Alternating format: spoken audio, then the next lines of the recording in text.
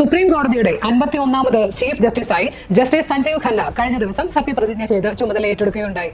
രാഷ്ട്രപതി, ഉപരാഷ്ട്രപതി, പ്രധാനമന്ത്രി, കേന്ദ്രമന്ത്രിമാർ, വിരമിച്ച ചീഫ് ജസ്റ്റിസ് അടക്കമുള്ള നിയമജ്ഞർ തുടങ്ങി നിരവധി പ്രമുഖർ സംബന്ധിച്ച ചടങ്ങിൽ പ്രോട്ടോകോൾ പ്രകാരം പങ്കെടുക്കേണ്ടിയിരുന്ന പ്രതിപക്ഷ നേതാവ് രാഹുൽ ഗാന്ധിയുടെ അസാന്നിധ്യം ഏറെ ചർച്ചയായി.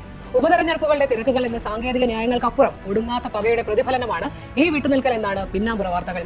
അടിയന്തരാവസ്ഥ കാലത്ത് ഇന്ദിരാഗാന്ധിയെ എതിർത്ത പ്രശസ്ത ന്യായാധിപൻ ജസ്റ്റിസ് HR ഖന്നയുടെ അനന്തരാവകാശിയാണ് പുതിയ ചീഫ് ജസ്റ്റിസായ ജസ്റ്റിസ് സഞ്ജീവ് ഖന്ന.